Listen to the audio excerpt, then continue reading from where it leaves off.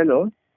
हाँ, हमारे साथ डॉक्टर दिवाकर तेजस्वी जी हैं। दिवाकर तेजस्वी जी सीनियर डॉक्टर हैं और एड्स पर इन्होंने काफ़ी काम किया है, कई देशों की यात्राएं की हैं। दिवाकर तेजस्वी जी, आपका स्वागत है। अभी जी जो नमस्ते। कोरोना की स्थिति है, जी उसको सबसे पहले आप विश्व स्तर पर किस रूप में देखते हैं, ये बताएं। देखिए, आज के दिन में विश्व स्तरीय चैलेंज कोरोना दिया है और निश्चित तौर पे सारे विश्व के अनेक देशों में ये अपनी गंभीरता से अभी भी संक्रमण बढ़ता जा रहा है और आज पूरे ह्यूमन बीइंग के सामने एक चैलेंज के रूप में आया हुआ है। और अभी जो फैलाव हो रहा है, जब तक इसका इफेक्टिव वैक्सीन और इफेक्टिव ट्रीटमेंट नहीं निकलता है तब तक इससे निजात पाना मुश्किल है। लेकिन जो इंटरवेंशन अभी है, सोशल डिस्टेंसिंग है, आइसोलेशन है, हाथ को साफ करते रहने की जो बातें हैं, इससे हम लोग इसके फ्रिक्वेंसी को, इसके प्रेवलेंस को, इसके इंसिडेंस को हम लोग थोड़ा कम कर सकते हैं और हेल्थ सिस्टम पर एक्यूट स्ट्रेस नहीं आए ये हम लोग दूर कर सकते हैं। लेकिन जब तक इफेक्टिव वैक्सीन नहीं आता है तब तक तो सबों को सतर्क रहने की आवश्यकता है और ये समाज में हमारे साथ रहेगा ही रहेगा। बीमारियां कई बार आई, कई बार ऐसी बीमारियां आई जो बाद में वैक्सीनेशन से उस बीमारी पर काबू पाया गया या उसका बहुत हद तक खात्मा किया गया। उसमें एक पोलियो भी है। तो अभी कोरोना के वैक्सीन बनाने की जो प्रक्रिया है वो किस स्तर पर है? देखिए, अन्य बीमारियों की अपेक्षा कोरोना थोड़ा सा डिस्टिंक्ट इसलिए है कि अन्य बीमारियां जैसे पोलियो का इरेडिकेशन हुआ, कंट्रोल में आया, स्मॉल पॉक्स से इरेडिकेट हुआ, या फिर आपका एचआईवी एड्स जैसी गंभीर समस्या भी हम लोग इफेक्टिवली कंट्रोल किए। लेकिन उसमें सबसे एडवांटेज जो था वो था कि मोड ऑफ ट्रांसमिशन उन लोगों का उतना तीव्र नहीं था जितना कोरोना में है। कोरोना में मोड ऑफ ट्रांसमिशन जो है ये रेस्पिरेटरी ड्रॉपलेट्स है और रेस्पिरेटरी ड्रॉपलेट्स से इन्फेक्शन बहुत तेजी से एक से दूसरे में फैलने की संभावनाएं होती हैं। और साथ ही साथ ये देखा भी जा रहा है कि कोरोना वायरस एक्सक्रीटा में भी, स्टूल में भी एक्सक्रीट हुए हैं। तो फीको ओरल रूट से ये हो रहा है कि नहीं, ये तो कहना अभी मुश्किल है, क्योंकि जो लैट्रिन में जो कोरोना वायरस निकल रहे हैं उनकी बहुत वायरलेंस नहीं रहती है, वो इफेक्टिविटी उसकी नहीं रहती है, लेकिन वायरल शेडिंग लैट्रिन स्टूल में भी हुआ है। लेकिन मुख्य जो इसका मोड ऑफ ट्रांसमिशन है, जो ड्रॉपलेट इन्फेक्शन, रेस्पिरेटरी ड्रॉपलेट है, इससे बहुत आसानी से एक से दूसरे में ये फैल सकता है। और सबसे और गंभीर क्या चुनौती आ रही है, पहले, इससे पहले जो सार्स वायरस था या फिर मर्स वायरस था, वो लोअर रेस्पिरेटरी ट्रैक्ट में ज्यादा इफेक्ट करता था। ये सब क्लिनिकल केसेस जिसमें कि इन्फेक्शन अभी नहीं है, उसके कोई लक्षण नहीं आए हैं, वो भी इसको अपर रेस्पिरेटरी ट्रैक्ट के द्वारा इफेक्टिवली ट्रांसमिट करने की क्षमता रखता है। तो जिसपे कोई लक्षण भी नहीं आ रहे हैं, उन्हें पता भी नहीं है कि उन्हें ये कोरोना वायरस का संक्रमण है, तो उसके द्वारा भी एक से दूसरे में ये ट्रांसमिट हो रहा है। ये बहुत बड़ी चुनौती है और इसलिए इसके फैलाव बहुत तेजी से हो रही है। जहाँ तक वैक्सीन का सवाल है, आरएनए सिंगल स्टैंडर्ड वायरस है और ये अच्छी बात है कि फ्लू वायरस के जैसा इन्फ्लुएंजा वायरस जो होता है उसमें मेक शिफ्ट एंड ड्रिफ्ट होती है और जेनेटिक वेरिएशंस बहुत होता है, इसलिए उसका वैक्सीन बनाने में थोड़ी परेशानियां होती हैं और एक साल में दो दो वैक्सीन उसकी बनती है, हर साल नई वैक्सीन बनती है उसके स्ट्रेन के हिसाब से। वैसी चीजें कोरोना वायरस में नहीं है, इसलिए वैक्सीन बनने की संभावनाएं प्रबल हैं और उस पर कार्य भी चल रहे हैं। और 4-5 वैक्सीन के जो सोर्सेज हैं, जो कैंडिडेट्स हैं, तो बहुत एडवांस स्थिति में भी ह्यूमन ट्रायल पे आ चुके हैं। तो अगर सब कुछ सही चलता है तो संभावना है कि इस साल के अंत तक, अगले साल के शुरुआत तक में कोई इफेक्टिव वैक्सीन हम लोगों को मिल पाए। कल का आंकड़ा, हम 26 तारीख का आंकड़ा देख रहे हैं, तो एक दिन में 1975 मरीज आए देश भर में। तो ये बहुत जी पैनिक स्थिति है। मतलब आप बिहार की बात करें तो जमालपुर जैसे, मतलब चौहद्दी के हिसाब से बहुत बड़ा शहर नहीं है जमालपुर, रेलवे का जंक्शन है जी हालांकि, लेकिन वहाँ भी बहुत पैनिक स्थिति है। 70 से ज्यादा मरीज वहाँ हो गए हैं और बिहार में सबसे ज्यादा आंकड़ा वहीं का है।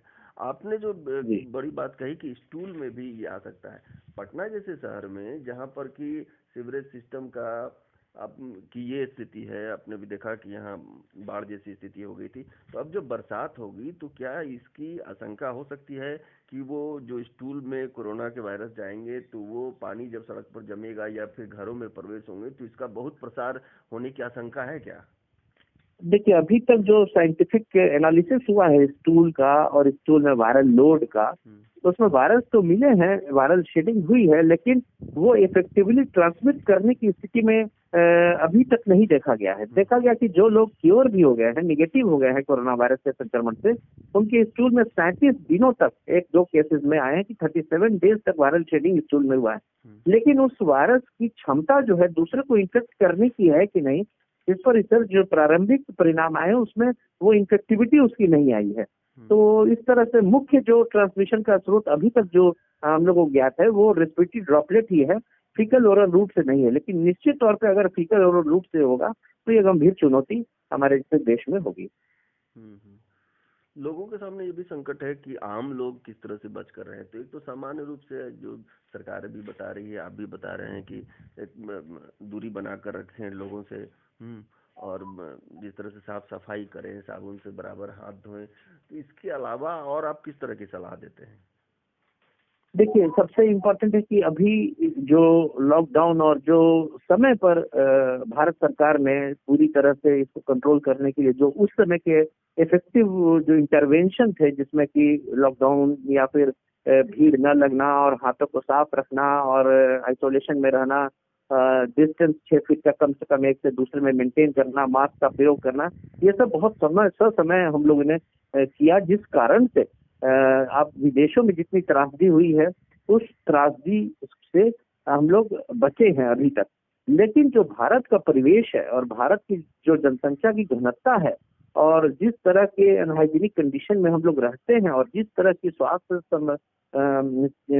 सुविधाएं हैं, तो उसमें निश्चित तौर पे हम लोग के पास चैलेंज अभी भी है। और इस चैलेंज को अभी हमारे सामने, आपने ठीक कहा कि तेजी से अभी रोगियों की संख्या बढ़ रही है। आप देखें, एक एक कंसंट्रेटेड एरिया में धारावी है, जैसे मुंबई हॉट स्पॉट बना हुआ है, दिल्ली है, राजस्थान में है, मध्य प्रदेश में कुछ है, इसमें मैक्सिमम केसेस आ रहे हैं महाराष्ट्र। और हमारे यहाँ भी जितनी कंसंट्रेटेड है पॉपुलेशन है, बहुत ज्यादा जानकारी भी नहीं है कि कितनी सोशल डिस्टेंसिंग कितनी महत्वपूर्ण है इस बीमारी से बचने में, मास्क का प्रयोग कितना महत्वपूर्ण है, हैंड वॉशिंग कितनी महत्वपूर्ण है। ऐसी स्थिति में हमारे यहाँ चुनौती भी बरकरार है और थोड़ी सी भी ढिलाई आज के दिन में भी होती है तो यह हमारे देश के लिए बहुत महंगी कीमत इसके लिए चुकानी पड़ सकती है। इसलिए हम सबों को, जनता को और सरकार को अभी भी बहुत सचेत रहने की आवश्यकता है कि जमालपुर जैसे इलाके में और सुदूर क्षेत्रों में, बिहार के सुदूर ग्रामीण इलाकों में यह न फैले और समय रहते हम लोग इस पर सोशल डिस्टेंसिंग रखें जब तक कि हम लोग के पास इफेक्टिव वैक्सीन, इफेक्टिव ट्रीटमेंट की उपलब्धता न हो जाती है। कई बार ये दिख रहा है कि जो लोग समर्थ हैं, मास्क खरीद सकते हैं, मास्क का उपयोग कर सकते हैं, तो वो लोग भी गमछा का उपयोग कर रहे हैं। इसको आप कितना सही मानते हैं, या फिर इसमें क्या सुधार मानते हैं, इसमें क्या होना चाहिए? नहीं, देखिए, इफेक्टिव मास्क बेहतर है क्योंकि उसमें आप हाथ भी फ्री है और आप हैंड वॉशिंग भी करते रहते हैं और मास्क अपने स्थान पर हमेशा फिक्स रहता है। तो मास्क निश्चित तौर पे बेहतर होता है। गमछा में क्या होता है कि कभी कभी लोग पसीना, गर्मी के दिनों है और वो गमछा मुंह पर, नाक पर बांधे हुए हैं, अगर कोई बाजार में जा रहे हैं सब क्लिनिकल इन्फेक्शन में या फिर कहीं सब्जियों वाले में या फिर कहीं भी दुकान में गए और ड्रॉपलेट्स उनके गमछे पर लग गया, और गर्मी का मौसम आता है, गमछा से हम लोग की आदत होती है कि पसीने को पोंछ लेते हैं, तो अगर गलती से वो गमछा जो नाक पर, मुंह पर बांधा हुआ है, उसी से फिर हम नाक मुंह पोंछ लेते हैं, अपना पसीना पोंछते हैं, तो निश्चित तौर पे वो हमारे श्वास नली में जाएगा और हमको संक्रमित कर सकता है। तो गमछा तो प्रोटेक्शन का एक रूप है, लेकिन उससे बेहतर मास्क होता है। और गमछा भी रखें, मास्क भी रखें और गमछे से अपने पसीने को साफ कर सकते हैं, हाथ धोते रहें, लेकिन जो नाक और मुंह हमेशा ढका रहना चाहिए। वो मास्क से चेहरा नहीं पोंछता है लोग, मास्क नाक पर और मुंह पर ही फिक्स रहता है, लेकिन उससे अगर आप पसीना आया तो मास्क को निकाल करके आप पसीने को नहीं पोंछते हैं। लेकिन गमछे में उस तरह की बातें नहीं होती। कभी कभी जो हैबिट है हम लोग का गमछा से चेहरे को, पसीने को, इसको साफ कर लेना, और वो नाक पर भी, मुंह पर भी लगा रहा, तो वो मुश्किलात कर सकता है, उससे इन्फेक्शन हो सकता है। कि अगर आप उसी गमछे को बिना धोए, बिना पीछे और उसी से उसमें जो ड्रॉपलेट्स लगे हुए हैं और उससे आप चेहरे को साफ कर लेते हैं, पसीने को साफ कर लेते हैं, तो आपके स्वास्थ्य नली में वो ड्रॉपलेट जा सकता है। मतलब कि जितना हो सके मास्क का ही उपयोग करें लोग। जी जी, निश्चित तौर पे। एक बड़ी बात है कि अगर लोग अपना एंटीबॉडी ठीक रखते हैं या फिर खान पान से अपने एंटीबॉडी को मजबूत कर लेते हैं, तो कोरोना वायरस या फिर अन्य बीमारियों के जो वायरस हैं, बैक्टीरिया का हमला कम हो जाता है। मतलब शरीर की रोग रोधक क्षमता ठीक रहती है, तो वो शरीर उससे लड़ता है। आप खान पान के स्तर पर क्या सुझाव देते हैं कि लोग क्या किस तरह से खाएं और क्या खाएं कि एंटीबॉडी मजबूत हो और कोरोना वायरस हो या फिर कोई भी दूसरा वायरस हो, उसका असर शरीर पर कम हो, शरीर उससे लड़ सके और बिना दवा के भी उससे भिड़ सके? जी, ऐसा भी देखा गया है कि जिसके शरीर स्वस्थ है उसमें वायरस क्लियरेंस होने की संभावनाएं बढ़ती हैं। शरीर को स्वस्थ रखने के लिए 2-3 बातों पर ध्यान रखना बहुत जरूरी है। आपका लाइफ स्टाइल मॉडिफिकेशन, आपके लाइफ स्टाइल में एक्सरसाइज का एक बहुत महत्वपूर्ण रोल रहना चाहिए, जिससे कि आपके शरीर के सभी अंगों में ऑक्सीजन की सप्लाई होती रहे, उसको अंगों की ताकत होती रहे। दूसरी चीज है लाइफ स्टाइल मॉडिफिकेशन, एक्सरसाइज और जो आपके व्यायाम होते हैं या जो आपके योग होते हैं, जिसमें प्राणायाम होता है, जिसमें लंग्स की एक्सरसाइज होती है, फेफड़ों को मजबूत किया रहता है, पेट की एक्सरसाइज होती है, अनुलोम विलोम होता है, वो सबसे निश्चित तौर पे आपके शरीर और आपके अंग मजबूत होते हैं। दूसरी चीज है कि खान पान में आपको बहुत ध्यान देने की आवश्यकता है, जिसमें कि ग्रीन लीफी वेजिटेबल्स होते हैं, तो विटामिन डी के स्रोत होते हैं, विटामिन डी का प्रोटेक्टिव इम्यूनिटी का रोल होता है, दूध का सेवन होता है, जिसमें कि आप हरी सब्जियां लें और हरी सब्जियों के साथ साथ जैसे जिसमें एंटीऑक्सीडेंट टमाटर होता है, साग होते हैं, हरी सब्जियां होती हैं, ताजी सब्जियां जो फ्रोजन नहीं हो, पैकेज नहीं हो, तो उनका सेवन करना चाहिए। और हरी सब्जियों में सारी ताजी हरी सब्जियों में विटामिन सी, विटामिन ई और नींबू, संतरा, मौसमी, इसमें विटामिन सी के रिच प्रचुर मात्रा में मिलती है, वो ले। हाई प्रोटीन के लिए आप अंडा भी ले सकते हैं, बॉइल्ड एग ले सकते हैं। इस्तेमाल करेंगे कागजी नींबू में भी बहुत अच्छा एंटीऑक्सीडेंट है, विटामिन सी है, वो बहुत प्रतिरोधक शक्ति को बढ़ाएगा। आंवला, जिसमें कि आपका विटामिन सी की मात्रा प्रचुर मात्रा में, और विटामिन सी आपके वैस्कुलैरिटी को भी ठीक करती है, वेसल्स को, एंडोथेलियम को, और साथ साथ आपका प्रतिरोधक क्षमता भी बढ़ाती है, वो बहुत फायदेमंद होता है। गिलोय के बारे में वो भी आप ले सकते हैं, थोड़ा काढ़ा ले सकते हैं, तुलसी ले सकते हैं, और साथ में अदरक, लहसुन, ये सब चीजों का भी सेवन करने से आपका कोलेस्ट्रॉल भी ठीक रहता है, आपकी प्रतिरोधक क्षमता ठीक रहती है। विटामिन जिंक और इसका सप्लीमेंटेशन भी इसमें बहुत फायदेमंद देखा गया है। तो हरी सब्जियां बताते हैं जी, सहजन और उसके पत्ती के बारे में भी बताते हैं। हाँ, सहजन में बहुत अधिक प्रचुर मात्रा में आयरन भी मिलता है, ग्रीन और एंटीऑक्सीडेंट रहते हैं, तो उससे भी बहुत शक्ति मिलती है सहजन से भी। तो इसमें मूल चीज है कि हमारी जो डाइटरी हैबिट है, अगर वो चेंज न करें, फास्ट फूड न लें, पैकेज फूड न लें, और स्वच्छ ताजी हरी सब्जियां लें, अपने घर की जो सीजनल फ्रूट्स होते हैं, फलों को लें, और आप एक्सरसाइज करते रहें। और सबसे इम्पोर्टेंट है कि 6 से 8 घंटे की साउंड स्लीप आप अगर आप रखते हैं, उससे भी इम्यूनिटी बढ़ती है। साउंड स्लीप माइंड को, ब्रेन को बहुत शक्ति देती है, और 6 से 8 घंटे के बीच आपको सोना बहुत आवश्यक है, साउंड स्लीप होना। इन 3 चीजों का, लाइफ स्टाइल मॉडिफिकेशन, आपकी डाइटरी हैबिट में चेंजेस और आपकी साउंड स्लीप, ये तीनों अगर आप करते हैं तो आपकी प्रतिरोधक। लोगों को साउंड स्लीप ही नहीं आता है, लोग उसमें पोल्यूशन का कारण मानते हैं, ऑफिस का तनाव मानते हैं, बाकी और भी कई कारण मानते हैं। तो साउंड स्लीप के लिए लोग क्या करें?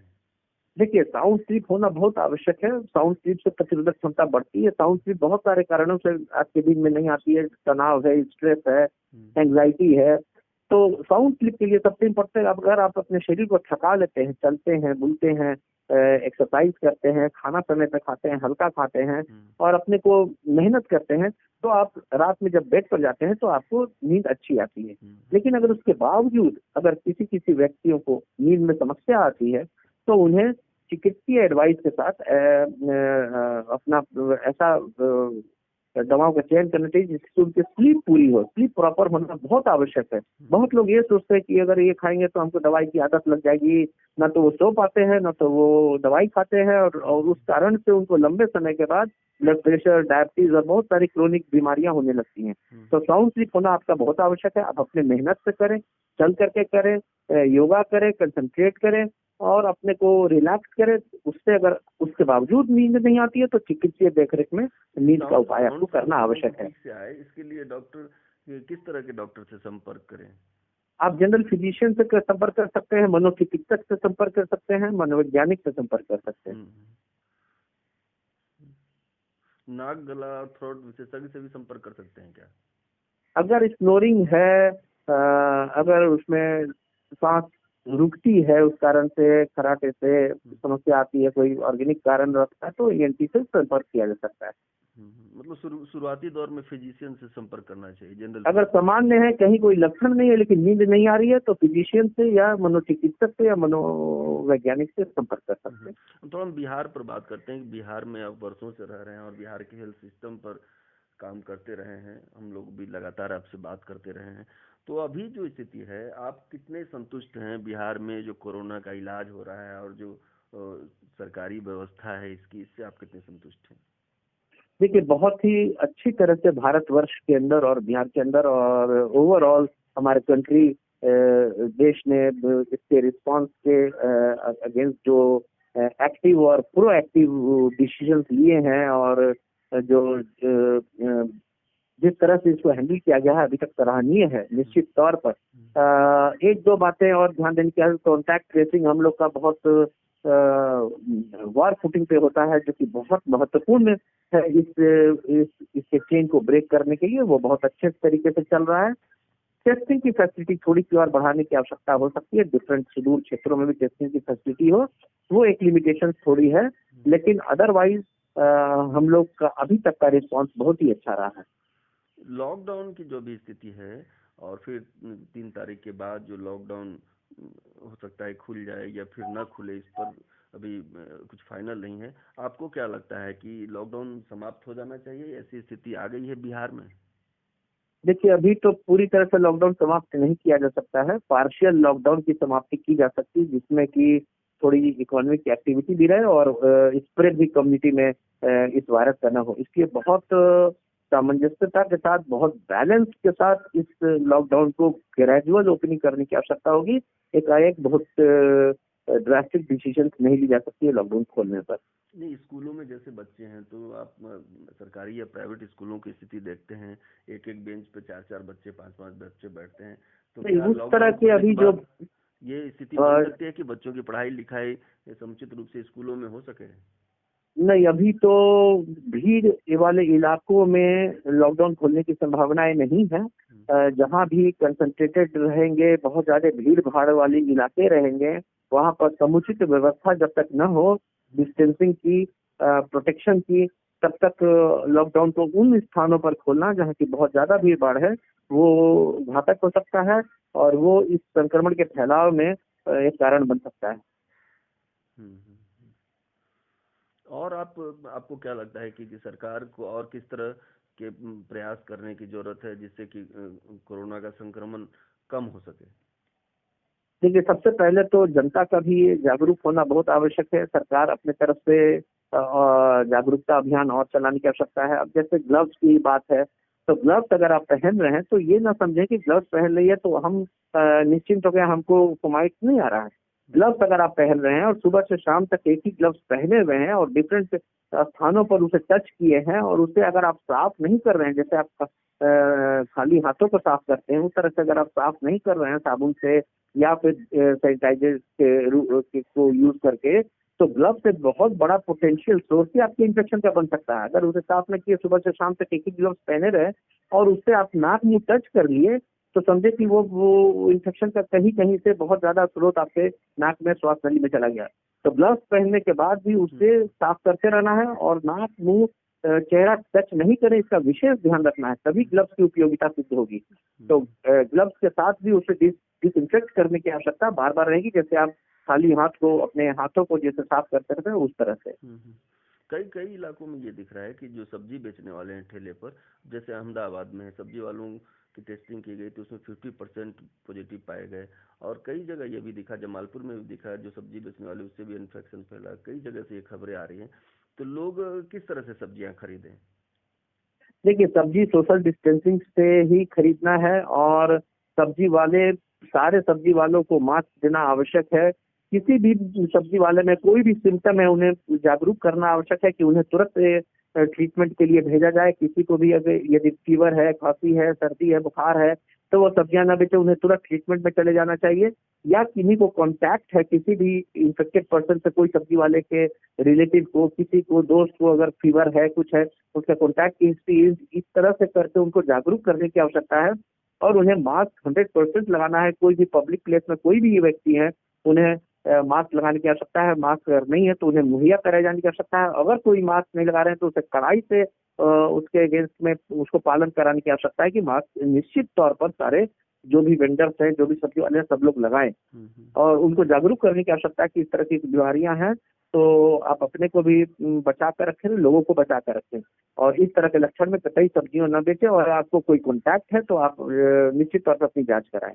जमालपुर जैसे छोटा शहर है, उसमें 70 से ज्यादा मरीज अभी हो गए हैं, सबसे ज्यादा मरीज हैं सारण के बाद।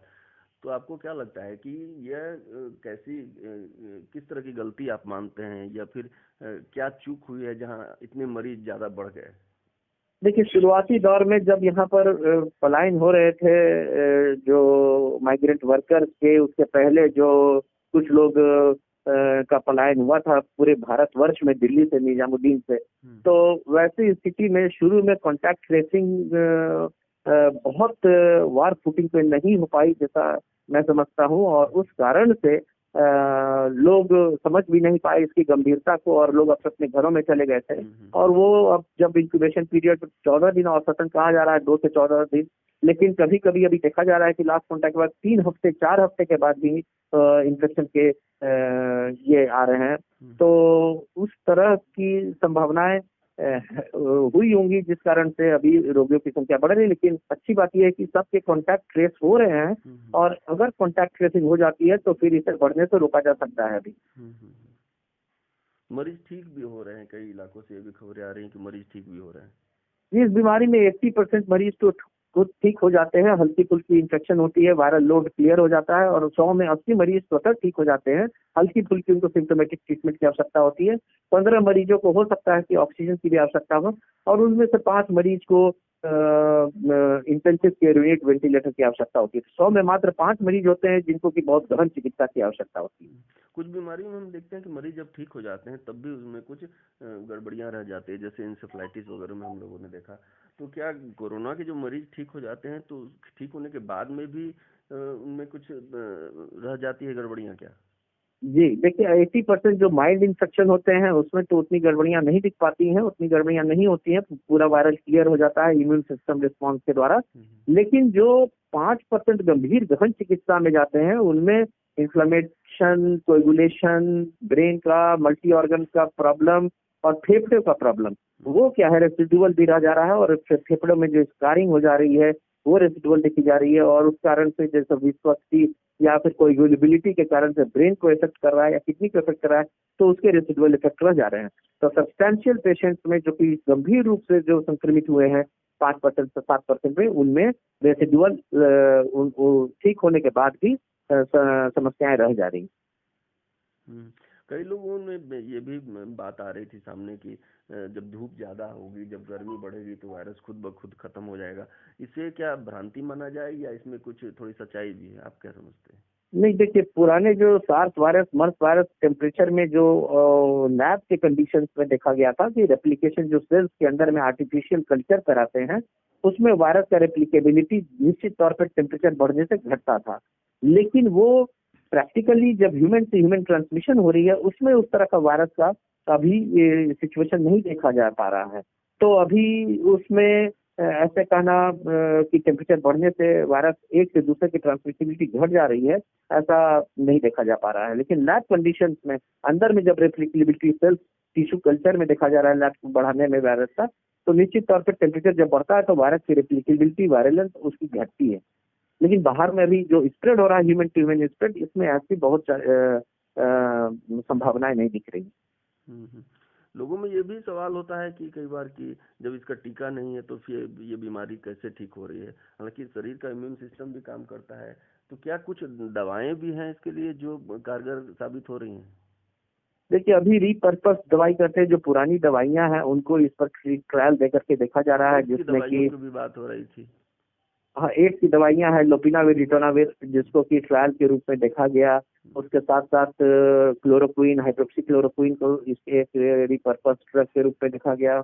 इसके साथ साथ जो इम्यून मॉड्यूलेटर्स होते हैं, IL-6 इनहिबिटर हैं, उन्हें जब क्राइसिस होता है, जो सीरियस पेशेंट है, उनमें जाकर देखा गया। कन्वालेसेंट प्लाज्मा है, जो रोगी ठीक हुए हैं उनके प्लाज्मा को लेकर के ट्रायल चल रही है, उनको देखा जा रहा है। लेकिन अभी तक इफेक्टिव एक रेमडेसिविर है, जो इबोला वायरस के लिए गिलियड ने बनाया था, उसकी सबसे प्रॉमिसिंग अभी तक थर्ड फेज ट्रायल चल रही है, जिसके प्रॉमिसिंग रिजल्ट आ रहे हैं, अच्छे रिजल्ट अभी तक आए हैं, लेकिन आगे और भी रिजल्ट आने की आवश्यकता है। तो उसका 2 वीक से 3 वीक के अंदर गिलियड साइंसेज उसके रिजल्ट के साथ सामने आएगा, फिर FDA के सामने रखा जाएगा। अगर वो अप्रूव्ड होती है तब वो एक अच्छी दवाई रहेगी, जिससे कि इससे वायरस के रेप्लिकेबिलिटी पर असर डालने वाली अच्छी दवाई के रूप में वो आ सकती है। और इसके साथ एक फेविपिराविर भी है, जो कि फ्लू के लिए जापान में यूज होता था, वो भी फेज 2 ट्रायल पे है। तो इन सब रिपर्पस दवाइयों की ट्रायल चल रही है, लेकिन अभी तक स्पेसिफिक कोई FDA अप्रूवल इसकी दवाई नहीं आई है। एक डॉक्टर का वीडियो बार बार आ रहा था, वायरल हो रहा था यूट्यूब पर भी, और उनका ये दावा भी था कि ये सब WHO का प्रोपगेंडा है और सामान्य इन्फ्लुएंजा से ऐसे भी हर साल लोग मरते हैं विभिन्न देशों में। तो ये एक मतलब मास्क बेचने का, दवा बेचने की, और ये पूरा प्रोपगेंडा की तरह है। आप इसको क्या मानते हैं? देखिए इसमें सच्चाई नहीं लगती है कि ये प्रोपगंडा है, क्योंकि अगर फ्लू से आप इससे तुलना करते हैं तो फ्लू की मॉर्टिलिटी जो है 0.1% के करीब करीब है, और जब इसमें मॉर्टिलिटी आप देखते हैं कि 1 to 2% से ऊपर है, तो फ्लू से कई गुना ज्यादा मृत्यु दर इस बीमारी में है। तो ये फ्लू से इसको तुलना नहीं किया जा सकता है। और फ्लू के अगेंस्ट में आपके दवाई भी है, ओसेल्टामिविर है, एंटीवायरल दवाइयां हैं, तो फ्लू के अगेंस्ट में वैक्सीन है। तो फ्लू की भयावहता से इसको तुलना नहीं की जा सकती, और यह ऐसा नहीं लगता है कि कोई प्रोपेगेंडा है। एक बार आप फिर से बिहार सरकार को क्या सलाह देना चाहते हैं लाइन ऑफ देखिए ट्रीटमेंट? अभी हम लोगों को बिहार सरकार को और जनता को जागरूक करने की आवश्यकता है कि अभी हम लोग को सचेत रहना है। अभी हम लोग को अति सचेत रहने की आवश्यकता है, क्योंकि अब कम्युनिटी में ट्रांसमिशन की संभावनाएं बढ़ रही हैं, और ऐसे में सोशल डिस्टेंसिंग, मास्क का प्रयोग और 6 फीट दूर रहना एक से दूसरे में, आइसोलेशन, क्वारंटाइन, और जो भी व्यक्ति के लक्षण है उनको तुरंत जांच की व्यवस्था हो, टेस्टिंग की फैसिलिटी बढ़ाने की आवश्यकता होगी। और इसके साथ साथ सरकारी स्तर पर जितने भी 2 व्यक्ति से ज्यादा का नियम, अभी तक 5 व्यक्ति का नियम है, लेकिन 2 व्यक्ति से ज्यादा एक साथ में अगर एक परिवार के हैं तभी देखी जा सकती है, जो ऑस्ट्रेलिया में जिस तरह से किया उन लोगों ने, और कंट्रोल पे, इफेक्टिवली कंट्रोल पे बहुत जल्दी ले आए हैं वो लोग। जो उन लोगों में इतना ज्यादा मैंडेटरी प्रोविजन किए थे, जिसमें कि अगर 3 से 4 व्यक्ति बिना कारण के रोड पर दिख रहे हैं तो सबको फाइन होती थी, और उसमें पुलिस वालों को भी, खुद एक पुलिस वाले ने दूसरे पुलिस वालों को फाइन किया था। तो इस तरह के स्ट्रिक्ट मेजर्स लेने की आवश्यकता होगी, नहीं तो हम लोग के यहाँ भी भयावह स्थिति हो सकती है। चलिए, बहुत बहुत धन्यवाद डॉक्टर दिवाकर तेजस्वी जी, बहुत धन्यवाद बिहार इन फोकस से जुड़ने के लिए। और मुझे लगता है कि बहुत सारे सवालों के जवाब, जो जनता के सवाल थे और बहुत तरह के सवाल थे, तो उसका जवाब आपने दिया। हमसे जुड़ने के लिए बहुत बहुत धन्यवाद। धन्यवाद।